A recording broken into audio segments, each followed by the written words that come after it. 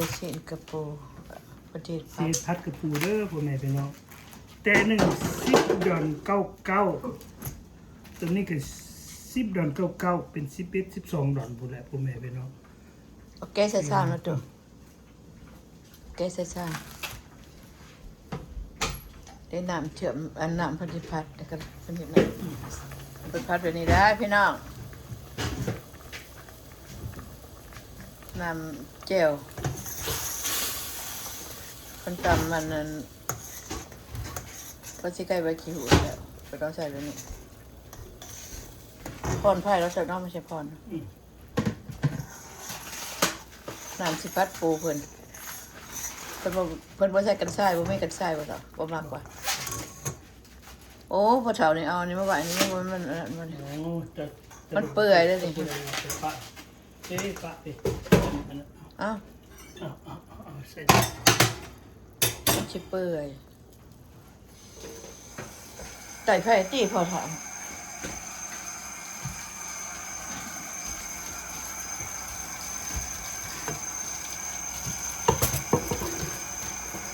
แกะปูซื้อปูมาจอมแต่สาวปลายเดือนบ่ได้เอาออกตะมื้อคืนนี่พุ่นก็เลยไปถือแกะต่อแกะมันช่องอันนี้มันเปื่อยใส่น้ำเหมือนกันเสียใส่ซ้ำเลยจุ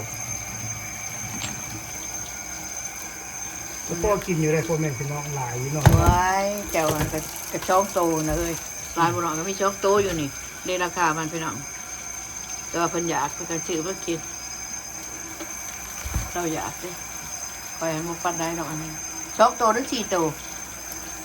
ที่5 ตัวน้อยแต่ ก็ได้ว่าช่องโตว่าไงเนาะเขาสอนช่องอันเนาะสอนช่องสอนเนาะนี่กินน้ำกันเด้อพ่อแม่พี่น้องเด้อ มาถ้าได้กิน พัดกระปูปั่นกิน สิพัดกระปูว่าดังนั้นเราด่างอยู่นี่นะด่างกระปูเพิ่นสิพัดสืบเป็นแท้นะเขาเจ้าแก้แล้วเขาเจ้าคลีนแล้วนะ แต่ว่าตัวมันเป็นยันมันจ่อยนะพ่อแม่พี่น้องก็มีอยู่ตัวเป็นยันเขาเอามาดนนะเนาะยันมันจ่อยซื้อมาเพราะว่าเขาขังไว้ดนเลยเด็ด เนี่ยเบิ่งตัวมันนักแต่ว่ากับบกานะมันยังเป็นบกามันดอกเอาตัวมันตาย เอา เล ตัวย มันตายสบาย ดีกว่าเขาคลีนแล้วนะเขาก็บ่ได้คลีนเนี่ย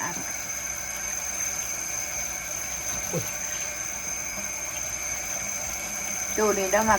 กกระปูเด้ขน่อยนะบ่มักได้วันนี้มักปูมักน้อยมักกุ้งเลย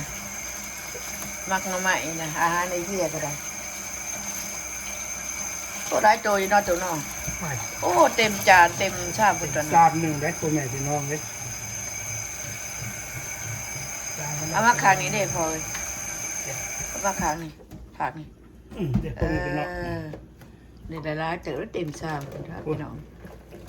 เศร้า2 เดือนนี่ก็ได้เจ้าก็แหงเป็นโตดิเป็นกันนั้นกีบออกเลยเจ้าข้ามันก็หักออกมันยาวโพดเดี๋ยวไปพัดกันยากหักออกกันเอามีตัดมานี่เป็นโต เนาะ นี่บีบออกเป็นอันเอิกมันนะองค์เอิกมันนะจะเจ็ดยังไงฉันวะโอ้ยมันโน่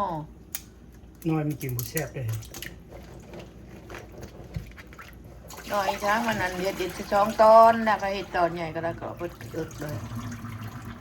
แล้วเห็ด2 ตอนเราไม่ตั้งมันนี่บอกหักขาตัวมันเนาะขาหน่อยมันหักกับ น้อยจะพักที่แต่มันพักยากมันจะพุ่ง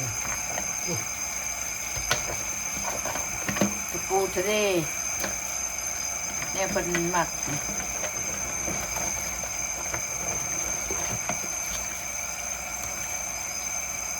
มันใส่ตรงมือมันปักมือซะ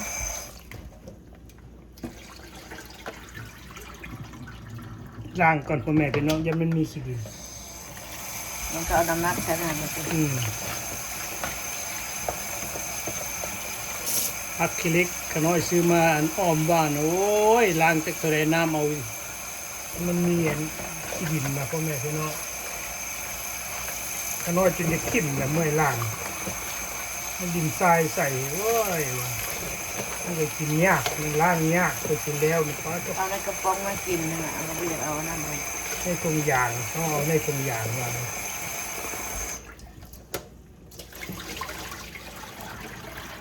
ตาเติบดูชาวดอนเนี่ยพอกิน เนี่ย ชาว พ่อ ซ แม่ อง พี่น้อง ชาวซองดอน ไปใส่พุ่น ซองแต่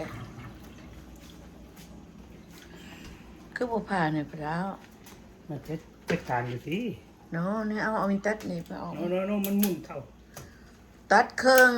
นี่นะ มันหมุนเข้าใจบ่ นี่นะนี่ดิจะปาดแบบนี้ มันหมุน อ้าวไปเห็นแบบนี้ดู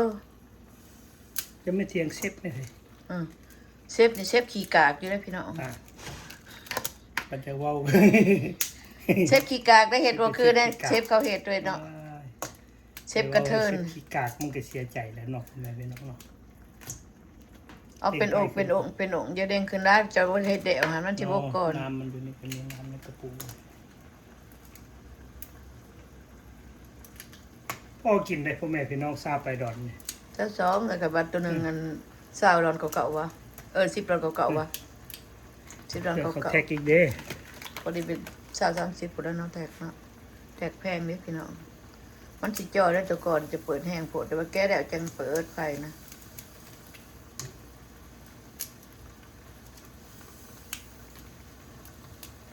ยังสิไปอยู่ข้างนั้นบ่เห็นหงคีนมือ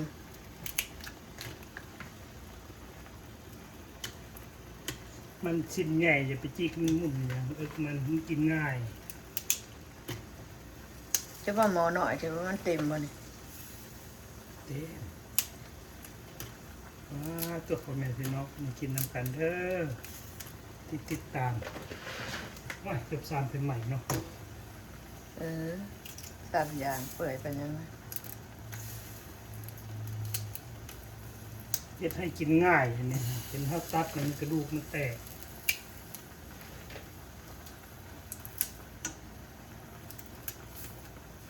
ตีนมันก็มีซีนคือกันเลยพ่อแม่พี่น้อง เฮ็ดให้พัดง่ายว่านั่นน่ะ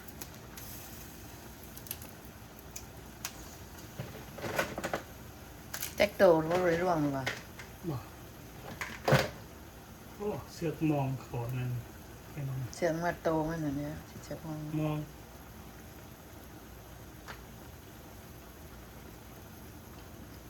แล้วเนาะ เออ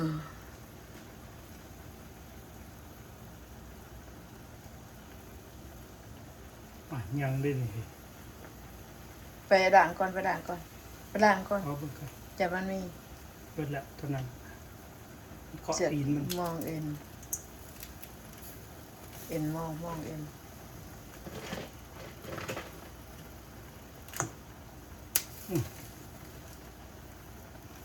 กินกับข้าวเจ้าได้พ่อแม่พี่น้องอ้าวตัวนี้ก็มีกันเอ็นมันบ่เห็น เอ็นมา โอ้หม้อใส่หม้องใส่อย่างโอ้ วางได้บัดกินไปของนักแข่งนักค้ามันด้วยนะ อืม เข้ามองว่าไปใส่เอานี่ย่านแม่นอยู่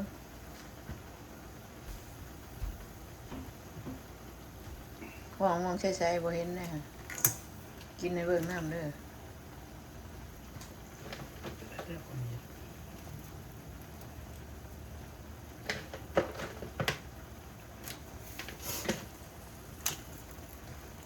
บัด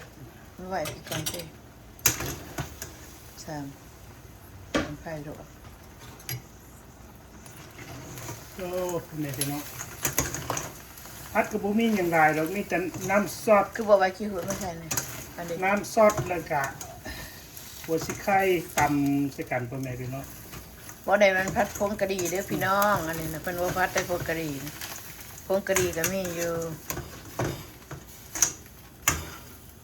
เป็นบ่มากพงกะดี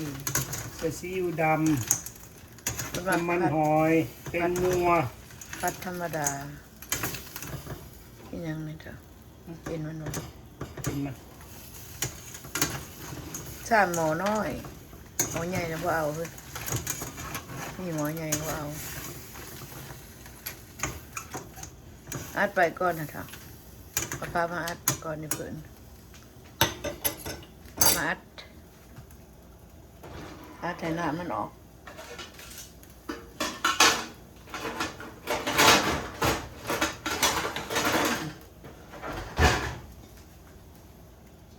อัดก่อนเอาพ่อแม่พี่น้องเดี๋ยวจะมาเบิ่งตอนกิน ตอนกิน น้ำกัน เนาะอันนี้ตอน คุก คุกโอเคเด้อพ่อแม่พี่น้องที่ติดตามขอขอบใจมื้อนี้สิกินกับปูพ่อแม่พี่น้อง ซาวกว่าเดียนโอเค หลายตึบเต็มหม้อหน่อยเนาะ โอเคบายพี่น้อง โอเคบ๊ายบาย